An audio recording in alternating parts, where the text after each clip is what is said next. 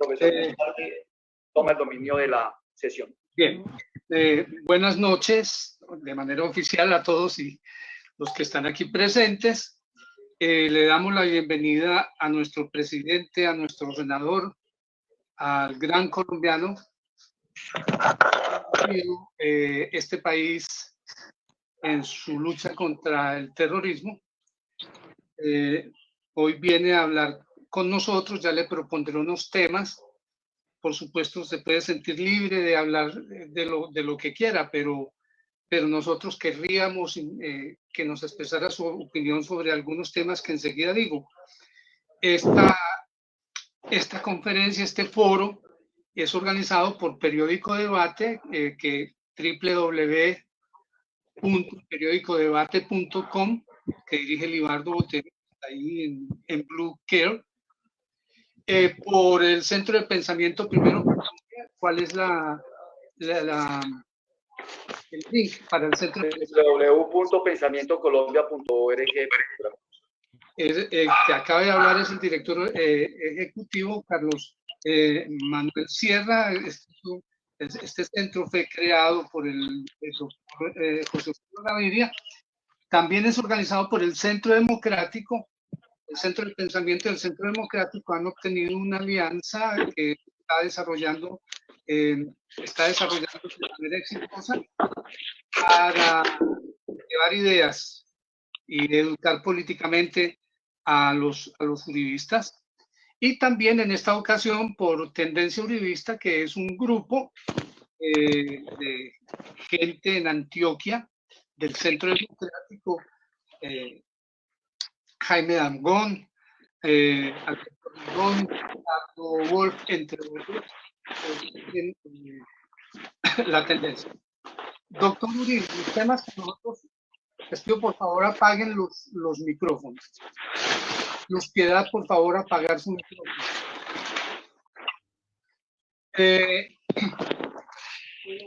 Le pido, doctor Uribe, que en la medida de lo posible hable de tres temas que están ligados. Uno tiene que ver con la situación social del país, que ha generado una situación angustiosa para los trabajadores, para la gente del común, pero también para los pequeños, medianos y grandes industriales y empresarios, y que para tratar de resolver, el presidente Duque presentó una ley que fue tomada por la oposición como caballito de batalla para intentar desbaratar este país, y se ha presentado una ley de inversión social. Nos gustaría que nos hablara usted sobre esa ley y sobre la manera como desde nuestra organización y desde las organizaciones que defienden la democracia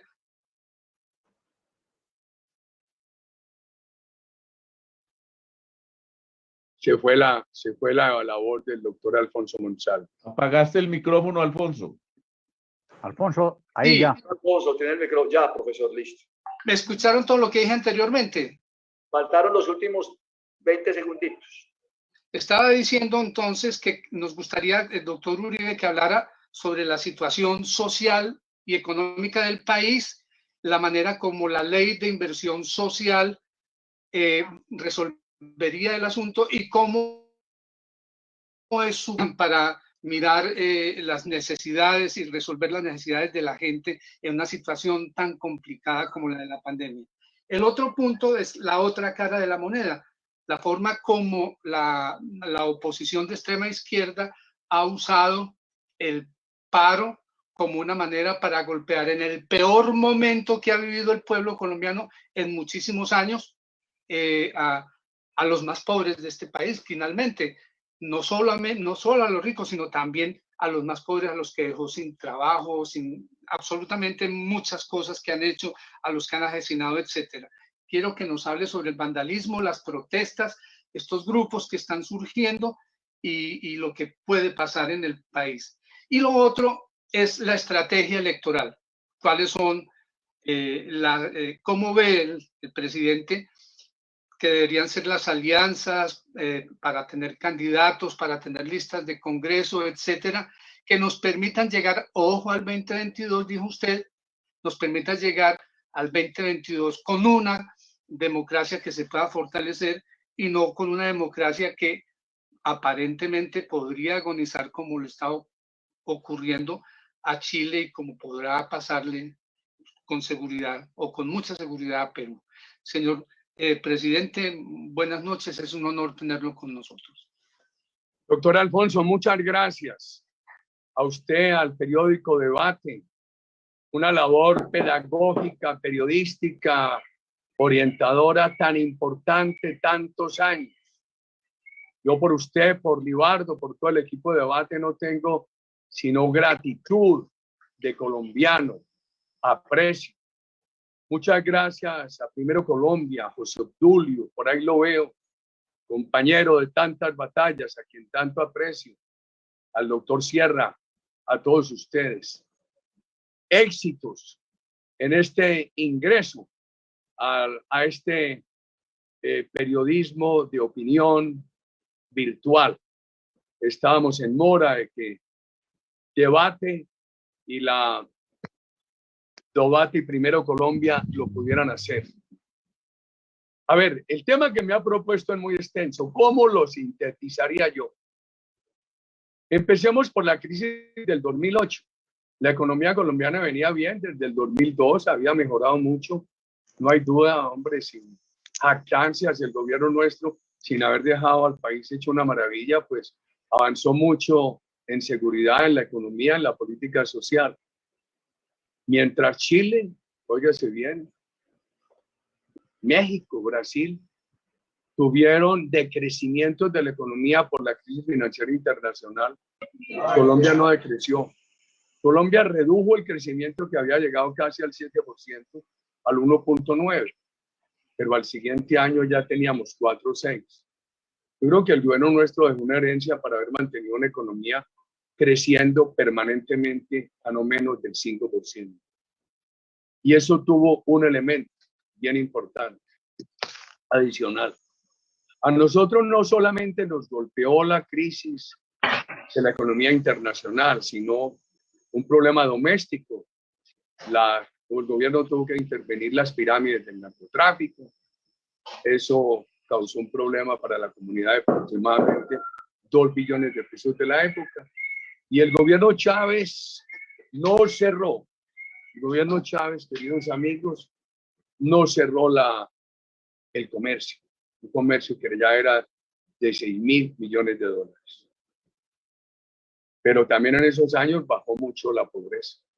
Recordar que en Colombia la pobreza entre el 2001 y el 2013 bajó del 51 al 27%. Las reformas del gobierno que nos siguió pararon la economía, aumentaron sustancialmente los impuestos. Para la reelección del 2014 se gastaron 2.5 billones, con B, billones en mermelada. Pusieron a las empresas a pagar impuestos entre el 68 y el 72, consolidados. Además, vino toda esa ampliación burocrática. Es bien importante tener en cuenta lo del narcotráfico, ahora me refiero al hablar de la violencia. Entonces se paró la economía, se desaceleró la inversión, se paró la creación de empleo de calidad, el crecimiento llegó a ser negativo si se le compara con el crecimiento de la población. En esos años anteriores a 2018 hubo momentos en que la economía creció menos que el crecimiento poblacional, lo cual significa un crecimiento per cápita negativo. Fue lo que encontró el presidente Duque. ¿Qué hizo el presidente Duque? Bajó sustancialmente los impuestos. Dio confianza a inversión. La economía en el año 19 se recuperó enormemente. Y tuvimos una gran economía hasta marzo del 20. Vino la pandemia. Se paró la economía. Recordar que en enero y febrero del 20 la economía creció al 4.2. iba a todo vapor. El gobierno tomó unas medidas para reaccionar frente a la pandemia, buenas, pero inferiores al desafío de la pandemia. El partido desde agosto del año pasado pidió que se hiciera una pequeña reforma tributaria, que se ampliaran esas medidas sociales, que eran buenas pero insuficientes. El gobierno inicialmente dijo que era innecesario. Después vino esa polémica reciente por una reforma tributaria que pedimos mucho que no presentaran, la presentamos, pedimos que la retiraran tarde. La pobreza, el DANE la revisó y con la nueva fórmula que aplicó dijo que al final del gobierno Santos no era el 27, sino al 34, pero con la pandemia se subió al 42,5. Yo creo que hubo dos motivos de rabia social que llevaron a muchos colombianos a la calle. Ahí está, hay una interferencia, Tiene que apagar los micrófonos. Doctor Alfonso. Apagar los micrófonos. O el administrador puede bloquear también, Alfonso. Gracias. Ya lo hicieron.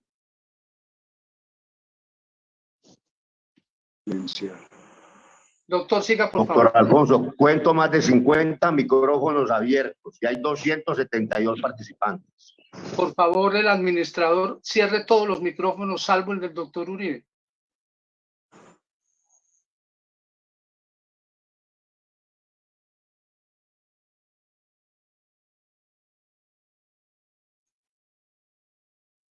El gobierno, Alfonso, no te oigo, estás hablando. Tienes que utilizar el micrófono, Alfonso. Continúen. Ya puede continuar, doctor, era que estaban cerrando los micrófonos. Continúe, doctor Uribe. Doctor, bien pueda. Se le apagó el micrófono al doctor Uribe. Hubo dos factores de rabia social. Un factor, el crecimiento de la pobreza, que ha sido muy difícil para nuestro gobierno que apreciamos, cuyo éxito queremos, ¿verdad?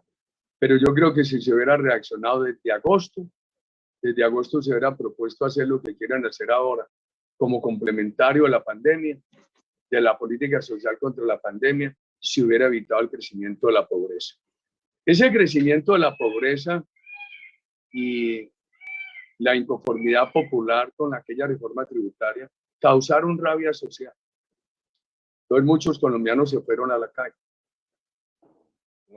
Muchas personas del centro democrático, no hay duda. No hay duda, queridos amigos. Entonces, después, cuando el 30 de abril se retiró la reforma, el presidente anunció una como la que se está hablando ahora, que solamente pagarán los más pudientes. A mí me parece muy importante hacerlo, necesario, urgente, pero también me parece, voy a tener que quitar aquí lo de los... Pero también me parece de la mayor importancia, queridos amigos, acelerar. ¿Qué propone esta reforma tributaria? Veamos la tarifa. Se pone tres elementos fundamentales. Tarifa de renta. Propone un segundo elemento que es sobretasa al sector financiero. Y un tercer elemento que es reducir un estímulo que se había introducido. ¿Qué pasa con tarifa de renta? En el gobierno anterior la tarifa de renta llegó a estar en el 42. Porque era 37 más los 5 puntos del crédito. El gobierno Duque la bajó gradualmente al 30. Hoy está en el 31. En esta propuesta quedaría en el 35, pero solamente la tarifa corporativa. No se toca en renta, sino la tarifa corporativa de las empresas. Segundo elemento, doctor Alfonso y queridos amigos, el tema de la sobretasa al sector financiero. Una sobretasa del 3,5 hasta el 2025. A nosotros nos parece bien. Yo creo que al país nosotros le tenemos que hacer pedagogía, ¿sí? No puede haber odio contra los bancos se necesitan. ¿Qué tal la sociedad argentina tantos años sin que los ciudadanos pudieran adquirir un crédito? O los españoles se quedaron tantos años sin créditos de vivienda, etc. Pero el sector financiero tiene que hacer mayores esfuerzos sociales por el país. O sea que nosotros que defendemos la necesidad de un sistema financiero sólido, entre otras cosas, nos salvó el sistema financiero sólido de Colombia de la crisis del 2008. Yo recuerdo que cuando se empezaron a quebrar los bancos de Estados Unidos, ellos tenían $6 por cada 100 de cartera. Nosotros teníamos 14 por cada 100 de cartera. Era muy fuerte, estábamos bien protegidos aquí. Pero van a pagar una sobretasa, está bien.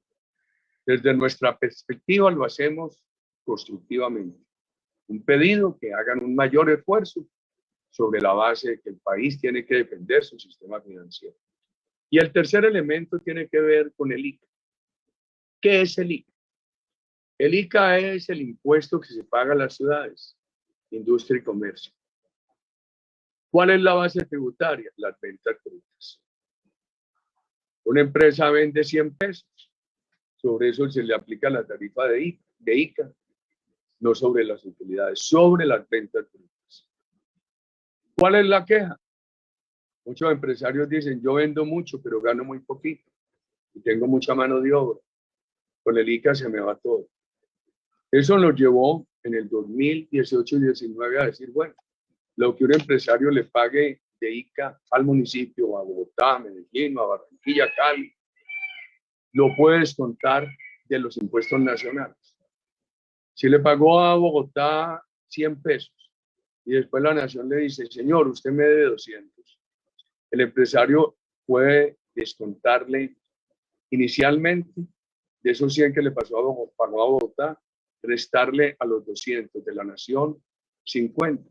Entonces ya no le pagaría a la nación 200, sino 150. Pero estaba previsto que en otro año adelante ya podría descontar los 100 pesos. Entonces iría a restar de los 200 que le liquidó Bogotá, los 100 que le pagó a la ciudad, que le pagó los 200 que le liquidó la nación, descontaría los 100 que le pagó a la ciudad. Esa segunda parte se quitó. Va a quedar un estímulo empresarial con el ICA, pero reducido a la mitad. Yo creo que de todas maneras es un buen avance. Algunos me preguntan, ¿hay más impuestos? Solamente estos 3 impuestos. Aquí no se toca nada del IVA, no se toca nada de el impuesto a las personas naturales, no se toca nada de patrimonio. Me preguntan, ¿cómo queda la tributación colombiana? Yo creo que queda bueno, porque se mantienen muchos elementos de estímulo introducidos en el 18-19. Se mantiene la devolución del IVA cuando se compre maquinaria para expandir la capacidad productiva. Esa deducción del IVA no se lleva al 100%, pero tener ese descuento en el 50% es un gran estímulo. Me parece que hay otros puntos bien importantes, todo el apoyo al sector cultura, audiovisuales, etcétera. Hay que recordar que desaparece definitivamente el impuesto del patrimonio, que afectaba a las personas jurídicas, a las naturales. Ya no falta sino un año de impuesto a las personas naturales, desaparece totalmente. Esto para concluir con 2 cosas. Es una reforma que solamente pagan sectores más pudientes del país. Tiene 3 elementos y mantiene en la esencia los estímulos a la inversión del principio del gobierno Duque. Es bien importante.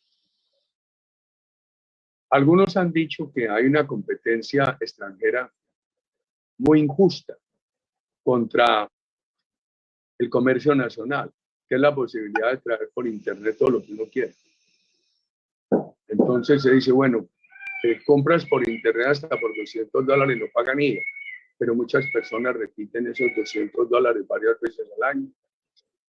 Y con otro problema, que eso Colombia se está aproximando, dicen que ya pasan esas compras de $500 millones al año y que avanzan velozmente hacia $1.000 millones. Eso lo van a tener que revisar, queridos amigos, porque esa es una rendija de evasión muy grande. ¿Trabaja la reforma contra la evasión? Sí. Para que la propiedad raíz se tenga que declarar por el valor comercial de venta, para avanzar con la factura electrónica, para sancionar la evasión. Creo que la reforma es importante. Lo social, lo que ha hecho el gobierno es bueno, pero hay que aumentar. Se propone en este año aumentar, sostener el pago de ingresos solidarios y aumentarlo en 200.000 familias. Creo que tiene que avanzar más. Vamos a ver a cuántas familias le llegan el año entrante. Crea la gratuidad universitaria, estratos 1, 2 y 3. Yo diría que las universidades tienen hoy una obligación, que es ver cómo van a ampliar cobertura vía educación virtual, híbrida, digital. Porque si esto va a beneficiar a los mismos 650.000 estudiantes que ya se están beneficiando, no produciría el efecto que se desea sobre nosotros. Los que piden y piden cupo y no los hacen. La política social se propone además un subsidio a los empresarios que vinculen jóvenes, que les paga un 25%, que es lo que aproximadamente cuesta el pago de la seguridad social. Eso puede ayudar mucho. Ojalá se empiecen con eso a vincular jóvenes. Y allí hay otros temas, por ejemplo, que estamos proponiendo en el partido, lo que se llama complemento social. Ayer el presidente Duque sancionó nuestra ley de reducción de la jornada de trabajo. Recuerden que nosotros somos centro democrático, seguridad, inversión, política social. Nosotros no estamos por el odio de clases, nosotros estamos por la economía fraterna. Ese paso de la reducción de la jornada de trabajo, sin reducir el salario de los trabajadores, es bueno. Yo tengo un contento en el corazón por ese paso. Eso no sirve para nada. Estoy muy, muy contento. ¿Qué más va a proponer el partido ahora? Nosotros vamos a proponer ahora a insistir en el contrato de aprendizaje. Que un muchacho menor de 30 años que no haya tenido un contrato laboral formal pueda ser aprendiz siquiera un año, máximo 2 años. Eso ayudaría mucho a este desempleo juvenil. Vamos a presentar a través de la bancada, yo lo estoy preparando, un proyecto el martes para que se extienda el modelo del Fondo Emprender del SENA a todas las universidades. Se lo resumo. Las universidades promuevan emprendimientos de alumnos y de exalumnos. El Fondo de Garantías del Estado los apoya. Entonces, así se puedan conseguir los recursos para financiar esos emprendimientos. El tema de ahorro, el gobierno se propone ahorrar 1.9 billones. El ahorro tiene que ser muy grande. Ahí tenemos una deuda, porque la ampliación burocrática del gobierno Santos fue muy grande, este gobierno no la ha corregido. Yo creo que aprobadas estas reformas, que estamos en mora, a mí me ha dolido mucho que se hubiera perdido este mes de receso del Congreso. Aprobadas estas reformas, el partido tiene que pensar en el referéndum, uno de cuyos puntos debe ser la disminución del Congreso. Entonces ahí están unos temas tributarios, unos temas sociales, unos temas de ahorro. Veamos la violencia. Yo diría que la protesta fue espontánea con 2 factores. La anterior reforma tributaria, le rogamos mucho a nuestro gobierno que no la presentara, que la retirara a tiempo, y el aumento de la pobreza. Muchos compañeros del Centro Democrático en todo el país salieron a marchar. Mientras la protesta ha sido espontánea, la violencia ha sido premeditada, orquestada, viene de tiempo atrás. Cuando el presidente Duque se posesionó, lo desafiaron, que le mantendrían el país en las calles. En el año 19 hicieron mucha violencia, obedece al formato de Chile. Primero rompen la normalidad, después muestran más fuerza. Ahora me han llegado muchos mensajes de que están enviando explosivistas que van a llegar a una ciudad u otra. Hay que poner mucho cuidado. Nuestras autoridades tienen que poner mucho cuidado. Hoy nos mostraron videos de cómo entrenan a garrote y machete a la primera línea de Bogotá, etc. hay una amenaza de mucha violencia. Esa violencia hay que enfrentarla.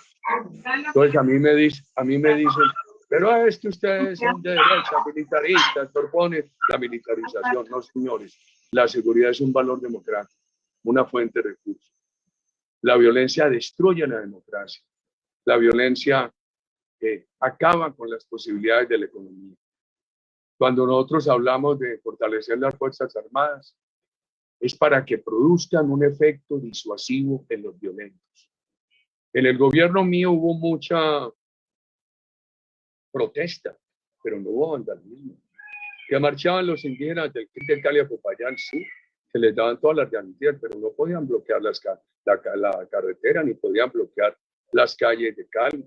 Allá mismo en las calles de Cali tuvimos un debate con ellos, siendo yo presidente. Que en Bogotá habían protestas, sí, pero no vandalismo. Cuando nosotros hablamos de policía fuerte, de ejército fuerte, es para disuadir la violencia. Miren, hombre, yo piensen en esto. Las Fuerzas Armadas de Colombia justamente las han debilitado mucho. Han sido unas Fuerzas Armadas democráticas. No han estado al servicio de dictadura. Sus integrantes, cuando han fallado, han sido severamente sancionados. Distintas a las Fuerzas Armadas de las dictaduras de América del Sur o de Centroamérica, o la dictadura Gualier de Haití, o la dictadura que durante tantos años hubo en la vecina República Dominicana. Las nuestras han sido democráticas. Con razón este país no tuvo en el siglo pasado sino 4 años de interrupción democrática, el México tuvo 2.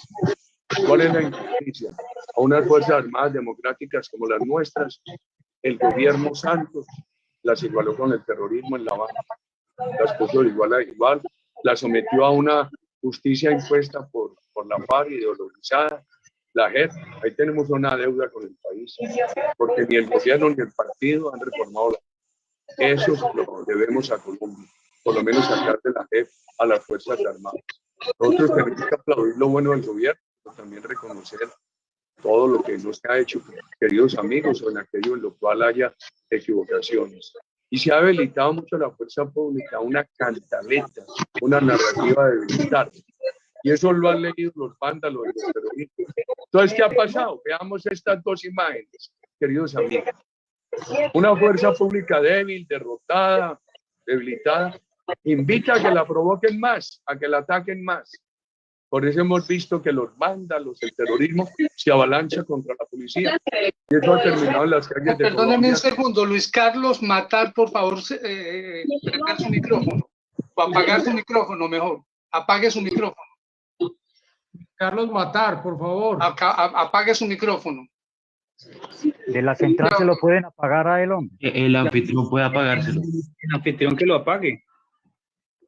Y entonces en las calles de Colombia que hemos visto, avisados los terroristas de la debilidad de nuestra fuerza pública, pues se avalanchan sobre ellos.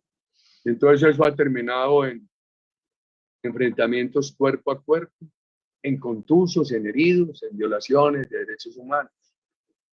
Queridos amigos, una fuerza pública fortalecida con militarización a tiempo, queridos amigos, imprime respeto, disuade a los violentos.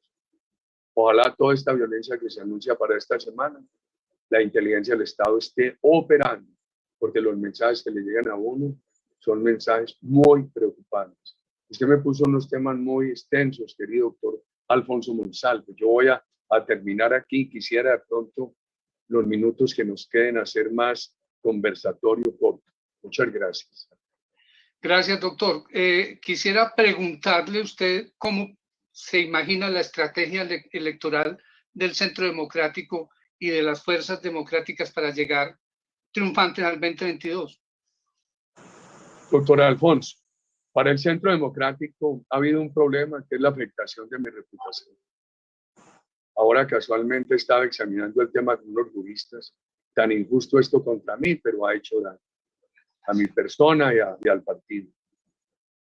Indudablemente el gobierno Duque tiene que reponer, porque la mala aceptación de opinión al gobierno Duque le hace daño al partido. Que el gobierno Duque ha hecho cosas buenas, no hay duda. Que se puede reponer, se debe reponer. Cosas buenas como quién quita tan bueno lo de las energías renovables, el avance de infraestructura, el presupuesto educativo, usted que es un hombre de universidad, pues decisiones tan importantes como esto de Colombia compra eficiente o los pliegos únicos para derrotar la corrupción. Pero mientras no resolvamos este problema social y no avancemos en orden público, los colombianos van a tener los oídos tapados y no van a oír lo bueno. Entonces, por eso yo he hablado mucho, a José Obdulio le he dicho que para la acción política del partido es urgente que se sienta que el gobierno está ampliando esta reforma, esta política social frente a la pobreza agravada por la pandemia. Que se sienta, que se sienta. Para eso necesito recursos, necesito el ahorro y que hay autoridad. Por eso yo he estado diciendo que eso es el equipaje para que podamos hacer política. Porque ¿qué vamos a salir nosotros? ¿Qué discurso decimos hoy sin resolver eso? Por eso yo insistí tanto que no hubiera este receso del Congreso, que no se perdiera este tiempo. Entonces me parece que el equipaje, la dote de la acción del gobierno es necesario. Ojalá el gobierno se recupere, es lo que deseamos y necesitamos. Hay un peligro hoy. Yo creo que la gravedad de esta violencia heredada, pero no enfrentada a tiempo, ha puesto presente el peligro socialista. Mire, para irnos a las causas no mediatas y no inmediatas de esta violencia, veamos el año 2013. Es que en el año 2013 Colombia mostró una gran reducción de la droga. En una de las mediciones mostró que había llegado a 43.000 hectáreas de droga. Eso es un récord por lo bajo. Pero ese gobierno anterior se aburrió, lo mareó ese éxito y cambiaron la política. Entonces le dijeron a la FARC en Cuba, en el caso de ustedes FARC, el narcotráfico es delito político, no tienen cárcel ni extradición, tienen la elegibilidad política, y además no hay fumigación y la erradicación tiene que ser solamente cuando haya consentimiento de la comunidad. Comunidades bastante presionadas por FARC. ¿Qué pasó con eso?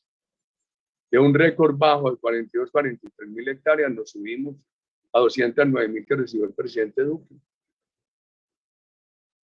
Hoy estamos entre Naciones Unidas dice que serían 143.000, Estados Unidos 157.000, cualquiera de las dos cifras es muy grave. Pero además ya el presidente Duque amarrado. Si no van a poder comunicar que por lo menos avancen rápidamente con Estados Unidos en tecnologías para detener y decomisar laboratorios. Y yo creo que tienen que pagar el cuidado de la selva.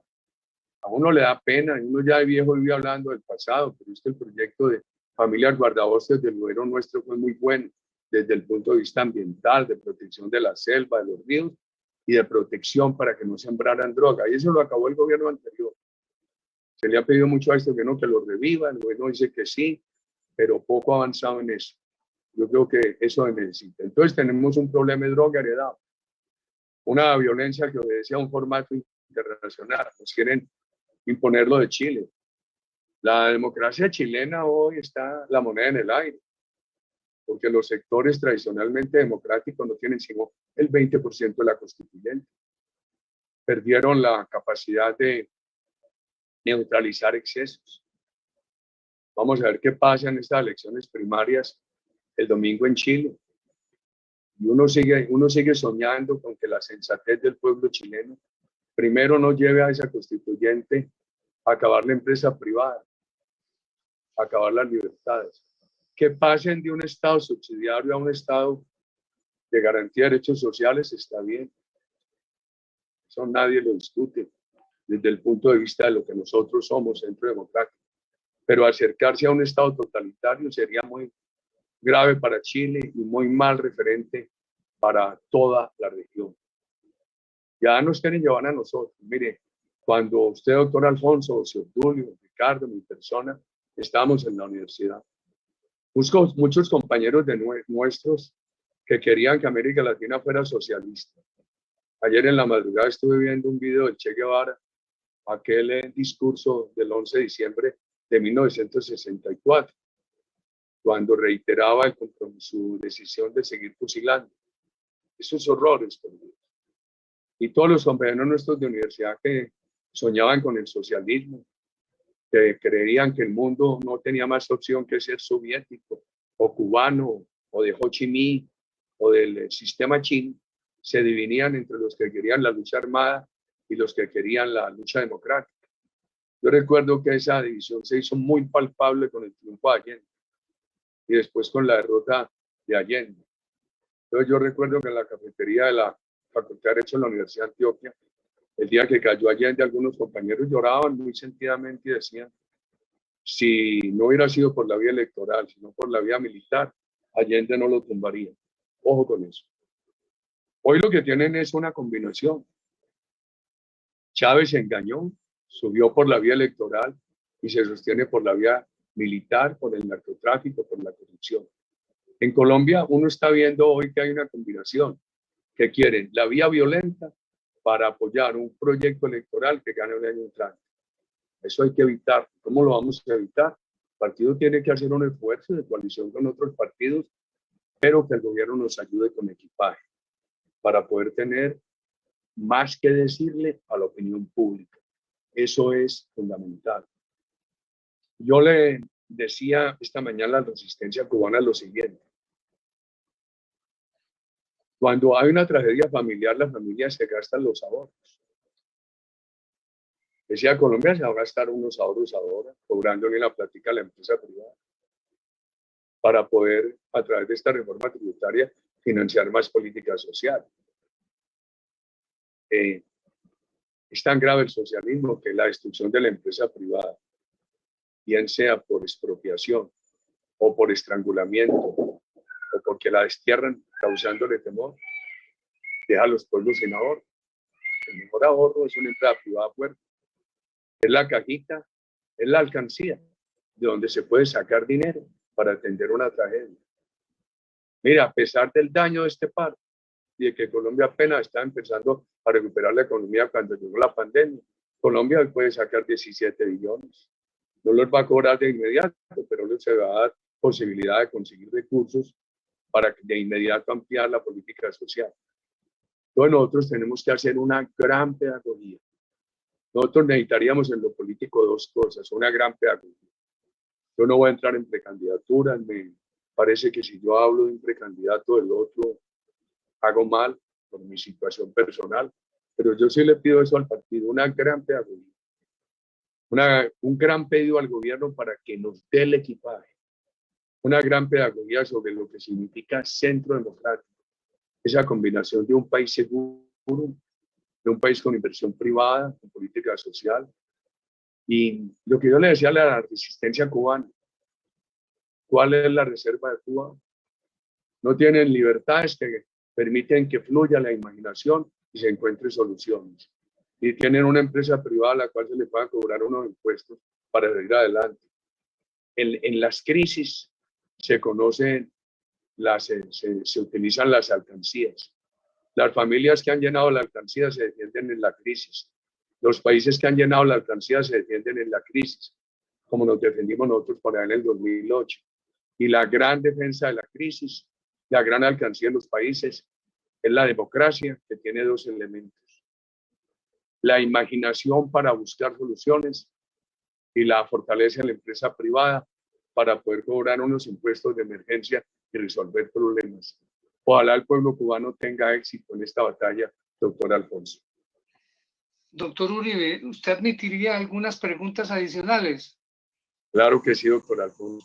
Bueno. Y es muy importante, el periódico Debate es un periódico de opinión importante en toda el continente, en todo lo que la Iberoamérica de habla hispana. Muchas gracias, doctor. Y un gran orientador. Y por eso se requiere este esfuerzo virtual, que tienen que hacerlo con la disciplina que los caracteriza a ustedes y crecer mucho. Hoy hay que tener este elemento virtual y yo a José Julio le debo la gratitud inmensa cómo ayudó en el Instituto de Estudios Liberales, la gran tarea en Primero Colombia con todos sus compañeros, el embajador, el doctor Sierra, por ahí veo a un amigo de toda la vida, Ricardo, y esa colección de libros de Primero Colombia, a mí me han hecho un gran honor, lo aprecio mucho y todos los días veo que esas publicaciones han sido muy útiles. Gracias, José. Bueno, hay 1, 2, 3, 4, 5, 6, 7 personas que quieren hablar. El primero es un jovencito que se llama Héctor José. Son preguntas al punto, no se trata de hacer intervenciones, Héctor, por favor. Ok, muchísimas gracias. Muy buena, doctor Álvaro Uribe, espero que se encuentre muy bien, bastante bien. Mi nombre es Héctor José Uribe, soy un joven de 14 años, precandidato a la CMJ en Riohacha, La Guajira. Quiero decirles sobre la relación, sobre la disminución del Congreso. Yo opino que claramente quería confirmar que claramente la disminución del Congreso quedaría en 51 senadores y 106 representantes de la Cámara. Según Oscar Villamizar, tendríamos un ahorro del Estado por más de 316.400 millones de pesos. Y ese propósito es que con esos recursos se pueda hacer una inversión y reactivar la economía. Pero ahí va. El Centro Democrático, pues la verdad, no sé si le va a dar esa seguridad, o por lo menos de saber que ese referendo sí se podría aprobar dentro del Congreso, porque hay muchos enemigos en contra que obviamente de izquierda no aceptarían este referendo. Pero ¿cuál sería esa estrategia política para que se aprobara dentro del Congreso? Héctor José, primero, nosotros venimos en la tarea de 2013. Mira la composición del Congreso que se había presentado en aquel referendo 2013 no 2003, que tuvo una gran votación. Eso no pasó porque el Consejo Electoral no depuró el censo. Entonces, en el censo electoral contabilizaron 4 millones de cédulas de muertos, 760.000 cédulas expedidas y no distribuidas, y 42.000 cédulas de militares que no podían votar. No lo quisieron depurar. Yo diría que la circunstancia que se ha sumado ahora de las 16 curules, que la llaman con un nombre muy atractivo de víctimas, y en las cuales ha tenido un enorme interés la FARC, yo creo que eso ya muestra más la necesidad de reducir el Congreso. Yo diría que la reducción del Congreso no resuelve el problema fiscal del país, pero sí es un gran ejemplo en la dirección de tener un Estado austero. Tú dices la viabilidad de que el Congreso apruebe la ley para que se convoque el referendo. Si ese referendo se presenta con un volumen muy grande de firmas, no le queda más al Congreso que aprobar. Va a depender del volumen de firmas, creo yo, Héctor José. Y 3 o 4 puntos bien llevados en ese referendo. Yo creo que la línea de tiempo sería estas 2 reformas del presidente Duque ahora y enseguida el referendo. Gracias. Okay, muchísimas gracias, presidente. Bien, Wilmer. Presidente, buenas noches. Un gran honor estar aquí en esta reunión. De verdad que me place muchísimo. Mi nombre es Wilmer, le estoy hablando desde la ciudad de Cali. Yo pues aquí comencé a ser muy activo porque pues mi carro fue vandalizado por la minga indígena. Iba con mi hija y el video se volvió viral porque pues yo lo filmé y lo subí. Gracias al carro era blindado, si no, pues nos acaban ahí en la minga. Nos hemos reunido aquí pues el sector de Cali y estamos muy preocupados, señor presidente. Créame que aquí nosotros estamos asustados porque es que estamos secuestrados. O sea, es que hemos vivido un secuestro en las calles, en las carreteras de una forma impresionante. Y yo no era activo en este tema y yo ahorita estoy metido de cabeza en toda reunión, lo que me invitan voy. Tuvimos charla con el embajador de Alemania hace 2 días, o sea, estoy en ese activismo, pero pienso, incluso con un grupo de amigos, estamos creando algo que se llama píldoras para la memoria, porque queremos comenzar a atacar. Se le apagó el micrófono. Donde ellos son fuertes, los a atacar, o sea, donde ellos son fuertes, lo que es en el tema de la música, la cultura, en el tema de los videos, hablarles de historia. Yo pienso que ahí, señor presidente, tenemos que hacer un trabajo fuerte y queremos que de pronto todos nos unamos como centro democrático, como todo, y empecemos a hacer ya el activismo político pensando en el 2022, definiendo campañas presidenciales al Consejo, y por favor que esto no nos vuelva a pasar, porque este fue un ensayo muy terrible. Créame que lo que yo viví fue una experiencia muy, muy difícil con mi hija, o sea, mi hija 11 años y uno con un carro vandalizado con señores de la Minga, que eso para mí era guerrilla, o sea, era una cosa impresionante. Entonces sí, por favor que empecemos a hacer eso y que por favor nos apoyen, porque si queremos empezar esa campaña fuertemente, se va a llamar Píldoras para la Memoria, empezar a atacar donde ellos son fuertes. Muchas gracias por permitirme la intervención, Dios les bendiga, y aquí estamos dando la tarea. Aquí estamos encabezando también la Pintatón, ¿no? La Pintatón de Cali, estamos nosotros también saliendo. Todo lo que hay que hacer aquí estamos haciendo la tarea. Muchas gracias. Wilmer, muy bien, extraordinario. Yo aplaudí lo que hicieron nuestros compañeros congresistas en Cali, Gabriel Velasco, la doctora María Fernanda Cabal, el doctor Cristian Garcés, el doctor Milton Angulo, el doctor John Harold Suárez. Fueron muy valerosos, muy valerosos. Muy bien lo que estás haciendo, Wilmer. Pero también hay que atraer el sector de la cultura. Nosotros creamos la ley del cine. Hemos salvado en esta reforma tributaria de Duque todo lo que introdujimos en el año 2018 para estimular la producción de documentales y videos en Colombia. Eso lo iba a acabar la reforma tributaria que presentó el Ministerio de Hacienda en abril. Eso lo salvamos. Invitemos a los artistas, a los músicos, a los escritores, ayúdenos a conseguir personas para las listas del Congreso. Y mientras ustedes hablan de todo esto, yo, por ejemplo, estoy activo en estos medios. Ahora venía atrasado, pero muy contento, con mi aprecio al periódico Debate y a Primero Colombia. Pero esta mañana le hablé a otro medio, le mandé un video a la resistencia cubana. Hacemos el esfuerzo todos los días y esperemos, yo confío que el gobierno nos dé ahora equipaje, nos dé motivos, discurso de campaña. Por favor, gobierno y Fuerzas Armadas, no vayan a permitir ahora vándalos. Cuidado con explosivistas. No vayan a permitir violencia. Eso sí tiene que ser muy claro y lo tenemos que decir a gritos y organizarnos y por cualquier cosa llamar a las Fuerzas Armadas. Tengan contacto con la policía, con el ejército, en todas partes. El país ya debería tener siquiera 5 o 6 millones de cooperantes de las Fuerzas Armadas.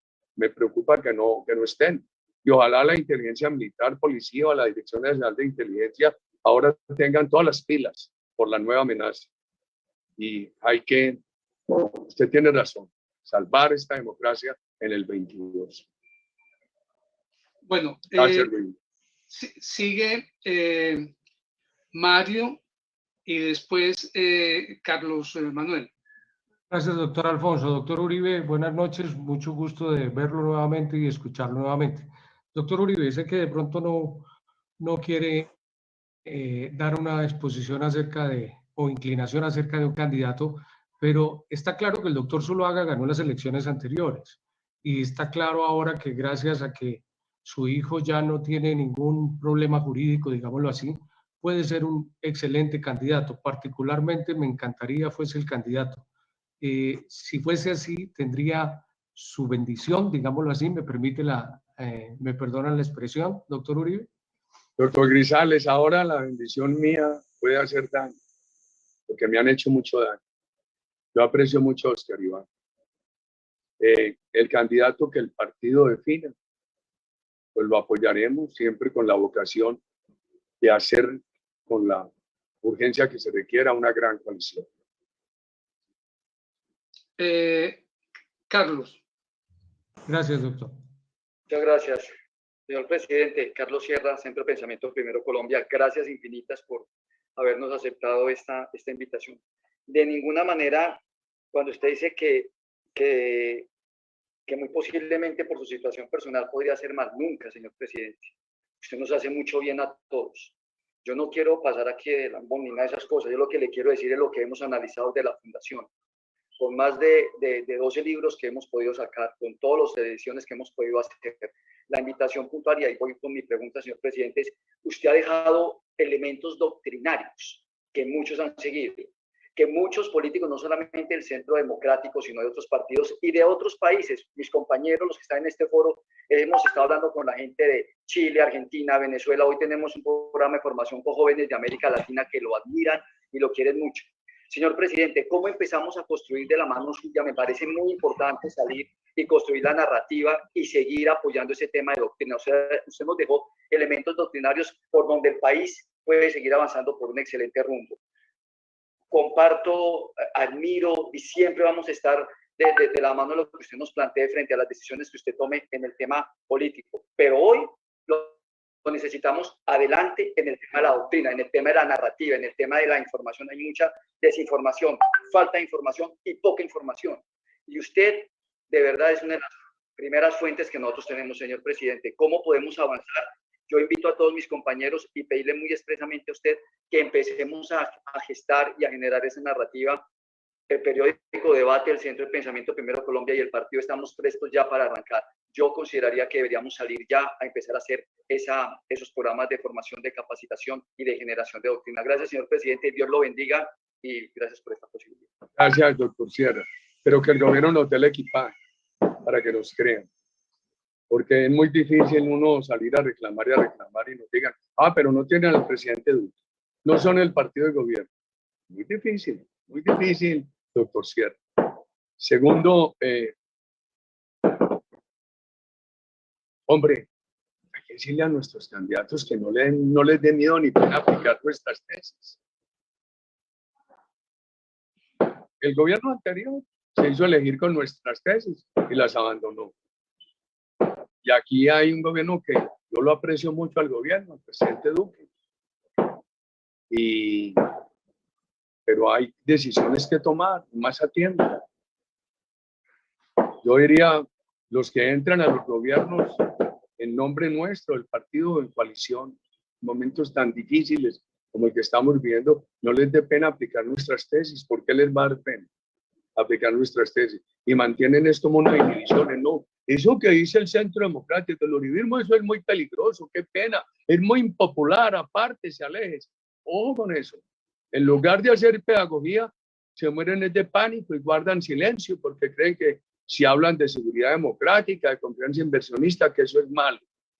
Y hoy quiero hacer un aporte doctrinario que lo he hecho a raíz de esta pandemia y a raíz de Cuba. La pandemia es una crisis que obliga a los pueblos a sacar sus ahorros. Estados Unidos ha hecho uso de sus ahorros y por eso ha entregado tanto dinero a la ciudadanía para superar esta crisis de la economía. Una diferencia entre la democracia y los socialistas o los neocomunistas es que la democracia tiene ahorros, ellos no. ¿Cuál es la alcancía de la democracia? Que tiene libertad, y mientras haya libertad hay creatividad. Es que a 4 generaciones de cubanos les anularon la creatividad, la imaginación, la capacidad de producir soluciones. Es una gran alcancía de la democracia. La libertad que estimula la imaginación para encontrar soluciones. Y lo otro, una empresa privada, mire, los socialistas acaban con las reservas del gobierno y no hay reserva en la empresa privada. Si usted me preguntara qué es mejor, la cuenta de reservas de un gobierno o la empresa privada fuerte, yo diría que es mejor la empresa privada fuerte. Porque eso es lo que permite operar como alcancía, es lo que permite ante una crisis, a través de unos impuestos para unas políticas sociales, sacarles un dinero. Lo hizo el gobierno nuestro. Entonces yo creo que esos son, no sé, por ahí está el maestro José Obdulio, que piensa en eso. Yo lo he venido pensando mucho y repitiendo mucho. Le pido a Laura que lo saque, como que me pongan eso en blanco y negro, por ahí en las redes, etcétera.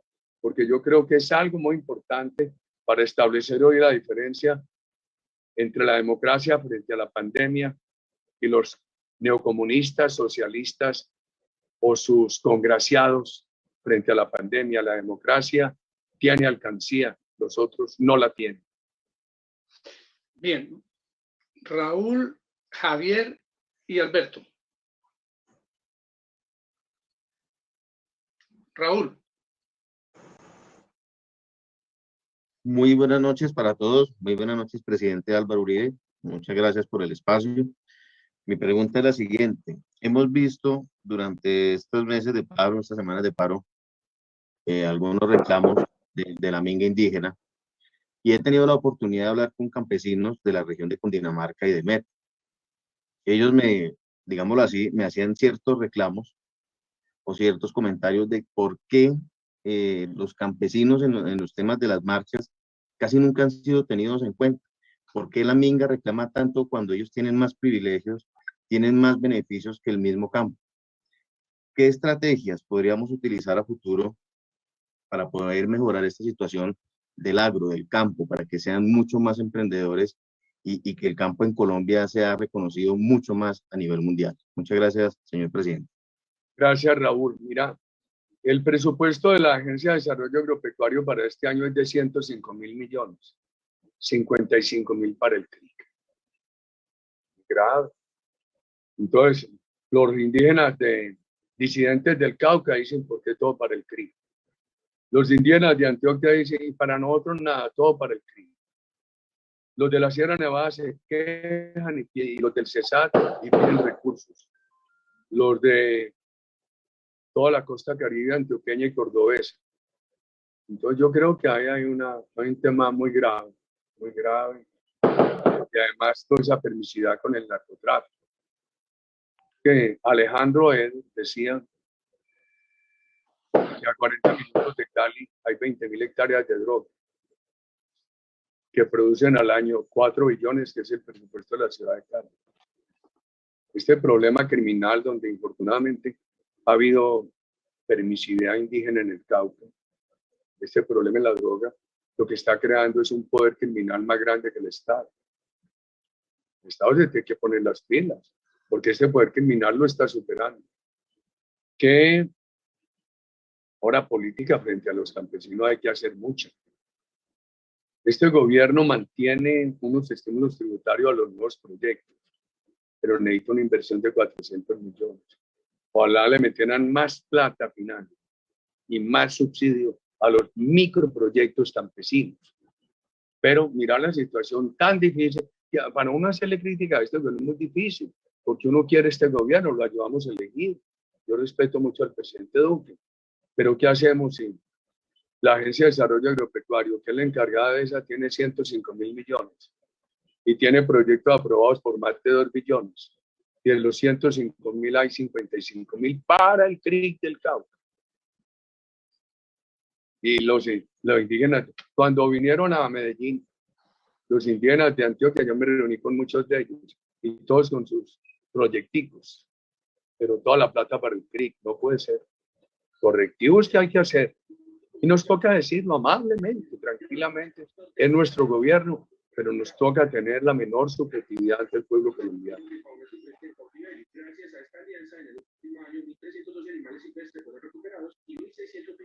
Gracias, presidente. Gracias. Javier y Alberto. Buenas noches, presidente. Buenas noches para todos. Javier Reyes.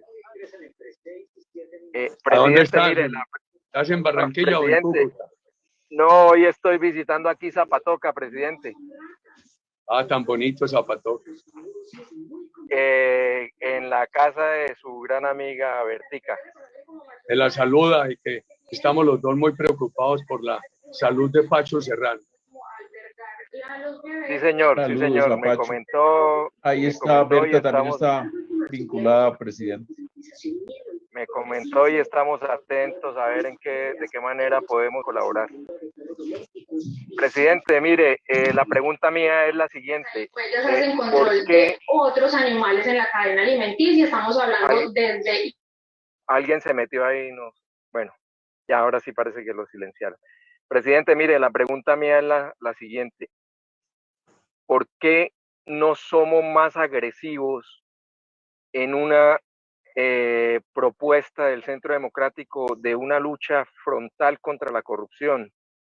Nosotros como empresarios, ahora que viene lo de la jornada laboral, día a día estamos corriendo con muchas más cargas que para nosotros nos están asfixiando. Empresas pequeñas que tengan 10 empleados tienen que destinar un cargo especialmente para poder cumplir con toda la cantidad de informes y tramitología que se han desprendido últimamente. Tienen que rendirle informe a la UGPP, tienen que rendirle informe a la DIAN, tienen que rendirle informe a las alcaldías. Javier, Sí, señor. no se podría hacer esto. Estoy seguro que los compañeros nuestros podrían introducir ahora en la reforma tributaria una norma de simplificación, que no haya sino un informe electrónico para todas las entidades. Imagínese, presidente, que agregaron la factura electrónica y ahora van a agregar la nómina electrónica. La factura electrónica es un costo más para los empresarios. Cuando coloquen la nómina electrónica. A la postre, Javier, se facilita mucho porque es mucho más fácil una factura electrónica. Finalmente, para el empresario, ¿cuánto se ahorra en papel, en tiempo? La tiene la administración de Hacienda de inmediato.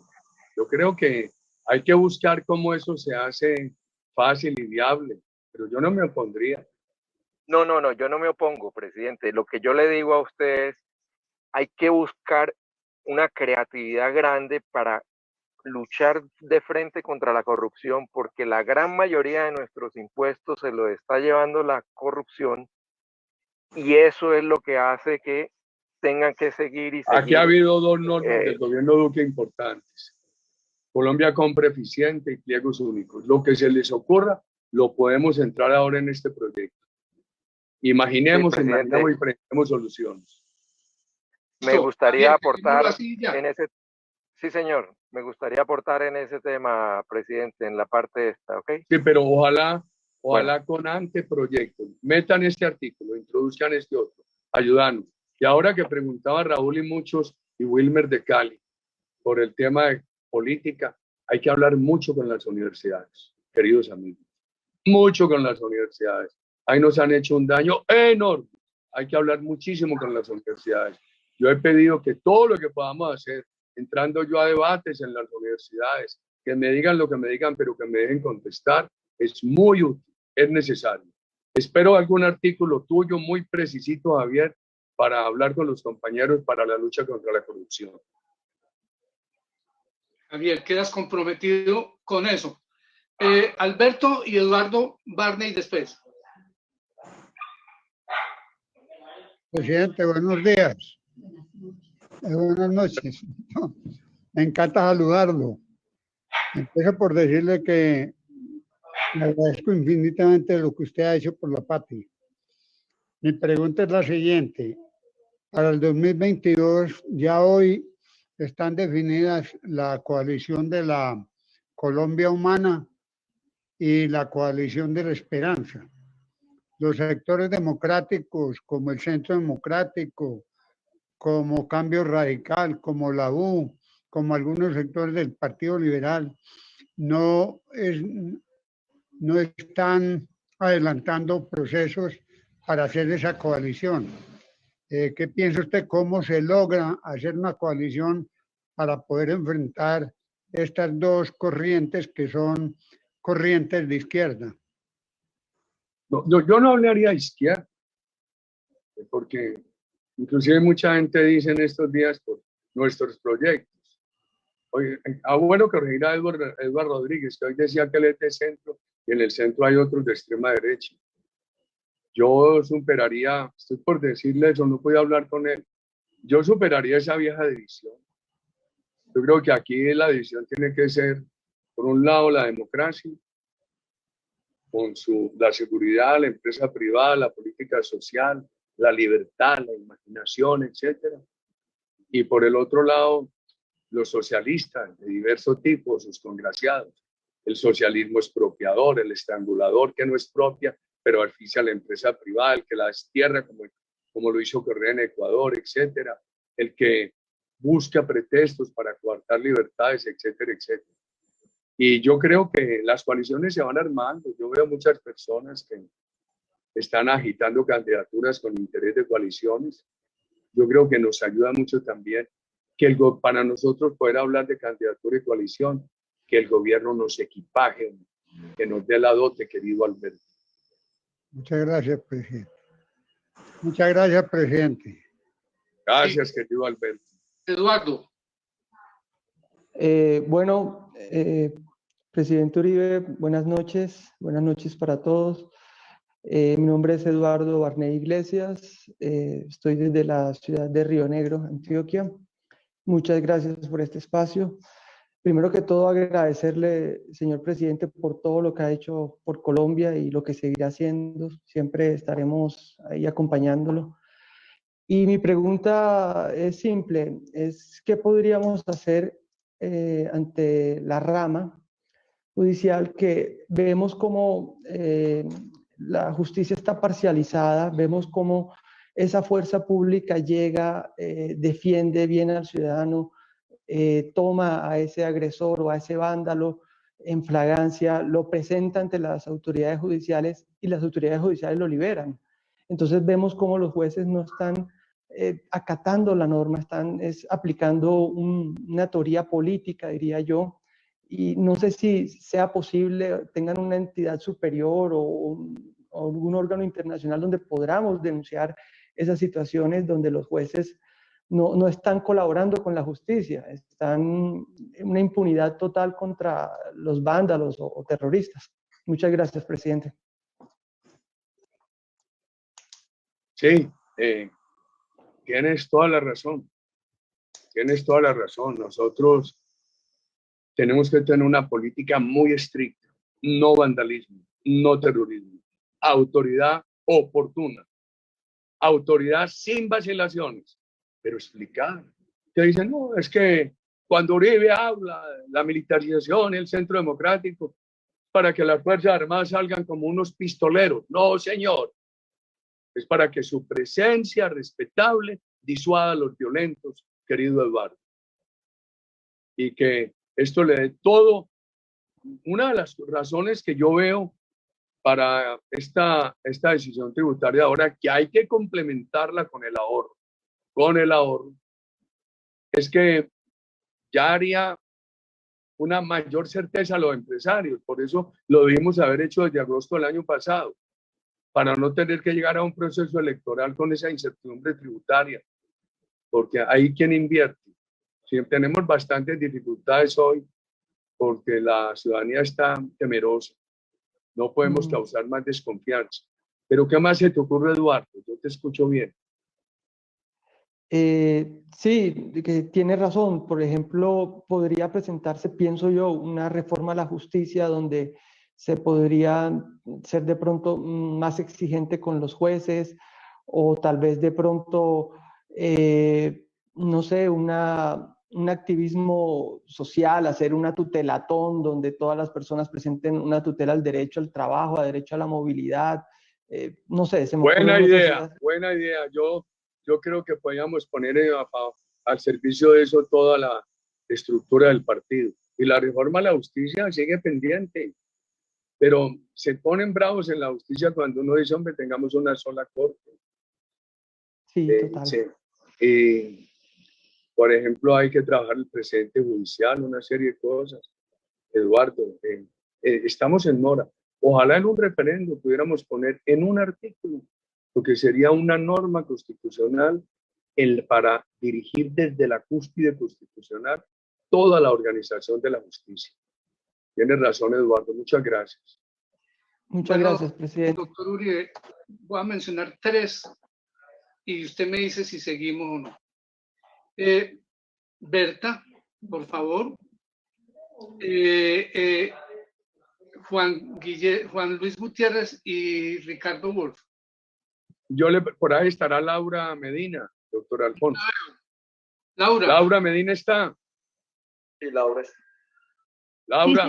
Sí, señor presidente, aquí estoy. ¿Qué horas tienes y a qué horas, hasta qué hora nos permitieron en los Estados Unidos? Son las 7:43, lo están esperando desde las 7:30, pero ya les estoy diciendo que esperen un momento. Doctor Alfonso, si quiere 2, me da pena, ¿no? Yo con el de usted me quedaría toda la noche, pero es un compromiso que había hecho Laura hace una semana. Tiene toda la razón. Entonces, Berta y Presidente. Vamos a hacer 3, doctor, para Gracias, Berta, Colombia. Luis y Ricardo. Gracias por su gran labor y esa entrega. Todos los presentes, gracias por este espacio. Presidente, estamos preocupados de verdad por el proceso electoral. Necesitamos con urgencia que revisen estos puntos. Primero, jurados de votación. Segundo, auditoría en los centros de procedimiento. Tercero, testigos electorales. Cuarto, sistemas de auditoría entre la imagen de la mesa contra la imagen de la registraduría. Otro temita, presidente, la seguridad jurídica. No podemos seguir con el campo a la deriva. De verdad que esta ley 1448 del 2011, la ley de restitución de tierras y de víctimas, una ley perversa y nos está afectando mucho. Doña Berta, estoy algo angustiado por Estados Unidos. Voy a ser muy breve. El partido tiene que consolidarse, diciéndole no más FECODE. ¿Cuántas generaciones de colombianos han afectado por el adoctrinamiento de FECODE? Diciendo quién nos va a garantizar la pureza electoral, señores de FECODE. El partido tiene que ser muy firme y todos nuestros precandidatos. Aquí no puede haber debilidad ni vacilaciones. Entre otras cosas, cuando uno tiene debilidades o vacilaciones, se las transmite al electorado. Y tenemos una deuda. Tenemos la deuda de la protección de los terceros tenedores de buena fe afectados por la ley de tierras. El presidente lo prometió y eso no se ha tramitado, doña Berta. Esa deuda la tenemos. Doctor, ¿usted se vaya o permiten las 2 últimas preguntas? Acumulémoslas, doctor Alfonso, que me da pena con los Estados Unidos. Juan Luis, Ricardo. Doctor Uribe, buenas noches. Soy el coronel Juan Luis Gutiérrez Restrepo de la Reserva Activa. Gracias por este conversatorio y un respetuoso saludo a todos los asistentes. Doctor Uribe y asistentes, mire, el país se sostiene sobre el sacrificio de los soldados y policías de Colombia. Y la democracia de nuestro país funciona sobre los soldados y los policías de Colombia. Y créame que hay serios riesgos al interior de las Fuerzas Armadas por una progresiva politización de la fuerza pública. Y eso tiene un efecto directo, desafortunadamente, en la democracia. Yo quisiera pedirle a usted su opinión, ¿qué hacer para recuperar ese fortalecimiento de la fuerza pública?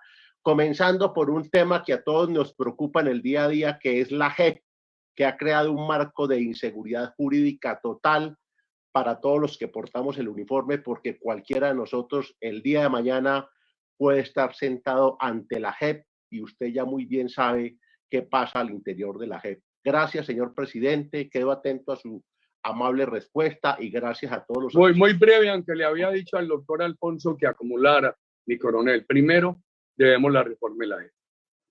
El gobierno no ha querido, la debemos. Y ahí debería salir la fuerza pública. Es que uno someter la fuerza pública colombiana a que la juzgue una justicia impuesta por la FARC, ideologizada, eso es politización de la justicia y politización de la fuerza pública sometida a una justicia politizada. Entonces algunos dicen, bueno, pero es que han salido 1.800 libres, estaban en la cárcel, porque han dicho que se van a someter a la JEP, pero los van a poner a reconocer delitos aún no cometidos para evitarse ir a la cárcel. Lo que se puede hacer, sáquenlos de la JEP, tenga un órgano imparcial y garantíceles beneficios. Pues nosotros hemos venido insistiendo que aquel de la fuerza pública responsable de un delito ocurrido hasta el 1 de diciembre del 2016, después de 5 años de cárcel, tenga libertad condicional. Me parece que no podemos hacerle ecos a propuestas de politización, como sacar la policía del Ministerio del Interior, de la defensa, llevarla al interior. Y para hablar con mucha claridad, este país que tuvo tanta politización en la fuerza pública, nosotros en el siglo XIX tuvimos ejércitos de partido, no de nación. Y hasta el general Rejo Rojas Pinilla teníamos una policía muy politizada. Y eso hace muy poquito. Lo que pasa es que los procesos históricos trascienden unas pocas unas pocas generaciones son muy poquito frente a los procesos históricos. ¿Para qué nos van ahora a llevar la policía al Ministerio del Interior? Y tampoco estoy de acuerdo, conociendo la historia de Colombia y los riesgos, que pongamos ahora a votar a las Fuerzas Armadas. Gracias, señores presidente. Ricardo, y el doctor Luis Uribe se vaya. Ricardo. Sí, perfecto, muchísimas gracias. Un cordial saludo, señor presidente. Llevo 38 años a su lado y no me han pesado. Siempre seguiré combatiendo hasta que mi Dios me dé el último hálito de vida. Usted ha tratado siempre a sus oponentes con benevolencia. Y no se me olvida que usted nos ha dicho, la democracia es el camino más tortuoso para llegar al poder, pero el que produce los mejores resultados. Hablaba ahora de que tenemos que llevar una pedagogía. Yo le pregunto, ¿qué elementos debe de llevar esa pedagogía para que no perdamos la democracia en el año 2022? Un cordial saludo, un gran abrazo. Hombre, Ricardo, hay unos valores nuestros que hay que hablar con mucha claridad de la seguridad, de la empresa privada, de la política social, que por ahí escribe alguno. Es que ustedes en el Centro Democrático son traidores. Con que sea una derecha que pone subsidios e impuestos me basta y sobra. Yo no creo que ese sea el discurso, queridos amigos. Es un país con 42,5% de pobreza. Aquí hay que tener un gran equilibrio entre la política económica y la política social. Es absolutamente necesario y eso hay que decirlo. Inclusive discursos en el partido que digan, no, es que somos de derecha y nos interesa es simplemente que bajen los impuestos a la empresa privada. No se olviden. El país tiene que resolver unos problemas sociales. Es que aquí más que derecho o izquierda es la sostenibilidad de la democracia. Y la sostenibilidad de la democracia no es de izquierda o derecha, es de democracia. Entonces yo no entiendo, además no entiendo qué es ser hoy de derecha o izquierda. Yo veo una división muy clara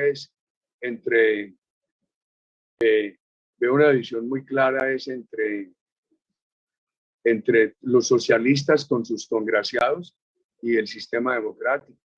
O sea que lo que tenemos que hacer es hablar de nuestros principios, pedir que no se le tenga miedo a nuestros principios, pedir seguridad oportunamente.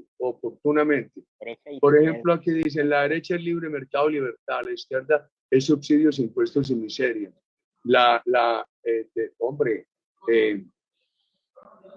El libre mercado también tiene matices. Hay momentos en que necesitan subsidios, queridos amigos. No, mentira. Y el Estado para... Claro que sí, señor Navid. Sería muy importante discutir con usted, pero si nosotros cerramos la capacidad de raciocinio, lo que vamos a hacer es parecernos más a un gueto que a un partido político. Una de las cosas que me preocupa a mí es que el partido lo vuelvan un gueto, de un lado o de otro, o un partido vacilante. No, señor. Nosotros nacimos con unos principios. Esos principios los practicamos. Esos principios sirvieron. Yo creo que eso es lo que tenemos que mirar nosotros con mucho cuidado y hablar ahora muchísimo con los jóvenes. Muchísimo con los jóvenes. A ver, en la pandemia en Bogotá se perdieron 40,000 micronegocios. Yo pregunto, ¿no se necesitan subsidios para recuperarlos? Claro que se necesita. Así sea para un impulso, queridos amigos.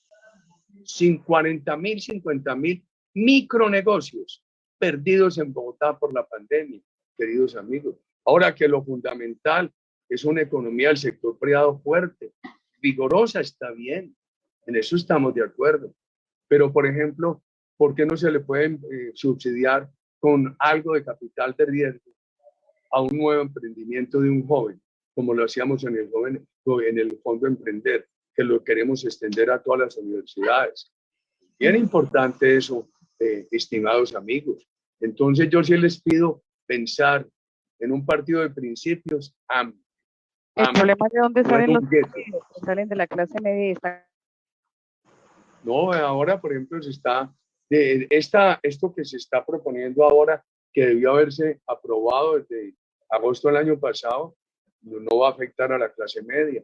Y ya les dije que esta reforma propuesta que se debió haber aprobado de agosto del año pasado y habernos evitado tantas dificultades, no revive el impuesto del patrimonio, ni para las personas jurídicas ni para las personas naturales, no modifica dividendos, mantiene una serie de estímulos. Está bien, ahora todo lo que se pueda hacer contra la corrupción, por favor, pero yo no creo que esto se pueda llegar a una doctrina de decir cero subsidios, en el momento en que necesita. Y mientras más nos demoremos en desarrollar la economía, más largo es el periodo de subsidios. Cuando creamos la ley 100, pensamos que no necesitaría durante mucho tiempo el régimen subsidiado. Y por toda esa violencia, la parálisis de la economía, llegamos a necesitar 23 millones de colombianos en el régimen subsidiado de salud. La democracia tiene un fin, el bienestar colectivo. Tiene una razón de ser. Ha demostrado empíricamente que es lo único que contribuye al bienestar colectivo. Y el bienestar tiene que ser colectivo. Queridos muchachos, queridos amigos, queridas señoras y señores. Y por eso nosotros tenemos que tener un discurso muy claro frente a las universidades.